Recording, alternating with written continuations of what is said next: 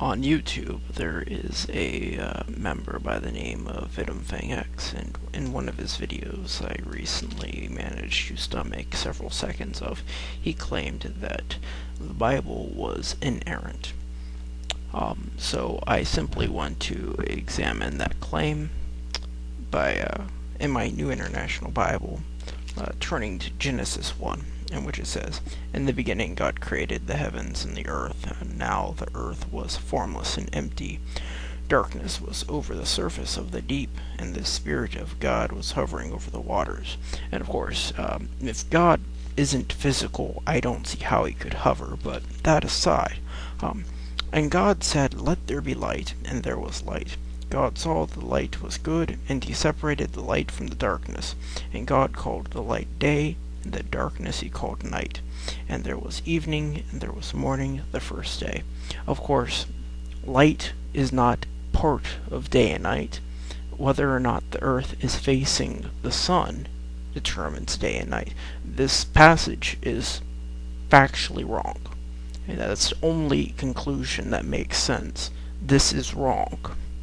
Going on, though, and God said, "Let there be an expanse between the waters to separate water from water." So God made the expanse, and separated the water under the expanse from the water above it. And it was so. And God called the expanse sky. And there was evening, and there was morning, the second day.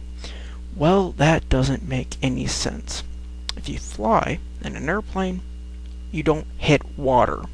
You might hit some clouds, which are made of water, but that's not what it's saying here. According to this, there's a whole bunch of water that has to be held up by something that was made especially to hold it up. And that is factually wrong.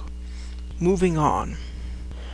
Then God said, "Let the waters under the sky be gathered to one place, and let dry ground appear." And it was so.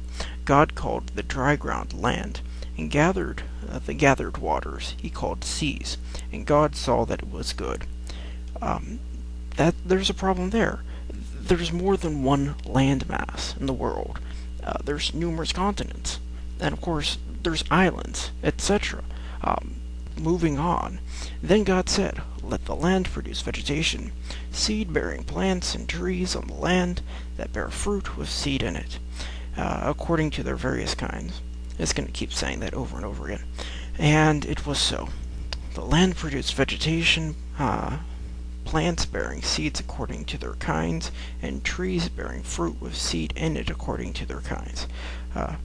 And God saw that it was good, and there was evening, and there was morning, the third day. God said, "Let there be lights in the expanse of the sky to separate the day from the night, and let them serve as signs to mark the seasons and the days and years, and let them be lights in the expanse of the sky to give light on the earth." And it was so. And it was so. God made two great lights, the greater light to govern the day, and the lesser light to govern the night. He made the stars. God set the stars in the expanse of the sky to give light on the earth, to govern the day and the night, to separate the light from the darkness. And God saw that it was good, and there was evening, and there was morning, the fourth day. The first error is that the sun and the moon don't cause the day and the night. You can see the moon during the day, first of all, and the sun doesn't move at all. The earth spins around this axis. That's what causes the nights. Moreover, the moon doesn't produce any light. It's not a lesser light. It just reflects light. That's factually wrong. Moreover, how could there be days and nights for the previous 3 days and nights if there wasn't any sun or moon to produce light for them? I mean, this whole thing doesn't make any sense at all. So I've just gone through a little bit, but there's plenty of errors there, and saying that this book of ancient desert scribblings written a long time ago is the magical answer to how everything got here is ridiculous.